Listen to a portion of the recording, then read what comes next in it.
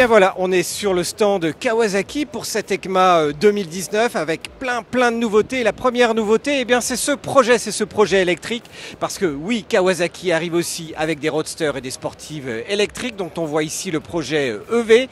Mais ce n'est pas la seule surprise qu'il y a sur ce stand, puisque la grande nouveauté 2020 pour cette édition, eh bien, c'est tout simplement la ZH2, la ZH2 Supercharge principalement, le gros roadster de 998 cm3 et son 4 cylindres qui va développer une puissance phénoménale. On vous en dit plus sur une présentation détaillée. Mais avec tout cela, eh bien, les Z évoluent également avec la Z900 et la Z650. Ce qu'il faut maintenant remarquer, eh bien, avec cette édition 2020 Kawasaki, eh bien, c'est le nouveau look des Z que l'on retrouve également autant sur la Z650 à ma droite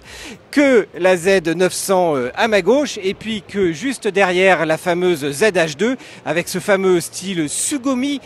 cher à Kawasaki et qui nous a encore été expliqué et démontré, un style minimaliste par les designers Kawasaki tout à l'heure.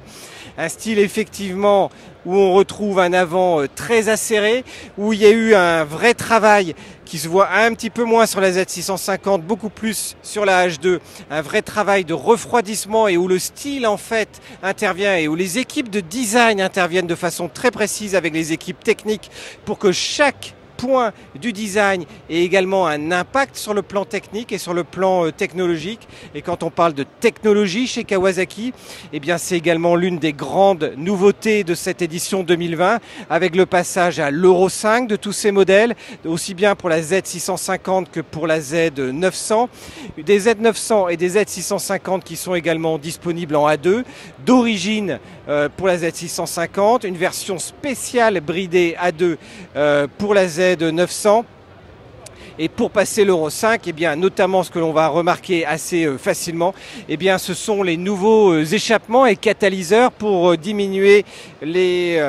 émissions. Et au-delà de ça, pour autant, Kawasaki nous assure que rien n'a été changé en termes de puissance et de couple, mais au contraire, des fonctionnalités supérieures et notamment en électronique ont été apportées, notamment avec l'antipatinage sur cette Z900. Et puis, ce que l'on peut remarquer, eh bien, c'est l'arrivée des écrans TFT un tout petit peu partout sur tous ces modèles. Des écrans TFT qui sont désormais connectés à votre application mobile avec votre smartphone et qui vous permettent d'avoir des informations aussi bien sur la moto, sur les intervalles d'entretien qu'avoir des informations sur la navigation.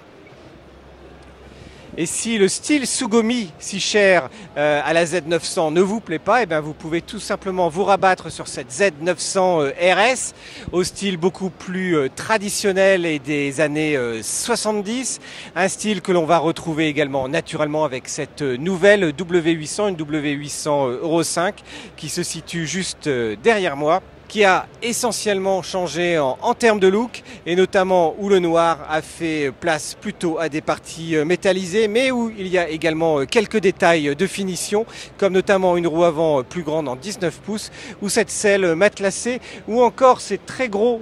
clignotants orange de chaque côté, tout en sachant qu'on a du LED. On a également sur la fourche avant des petits soufflets et puis grosse différence par rapport aux précédentes W800 Street, eh bien c'est ce gros logo W sur le réservoir.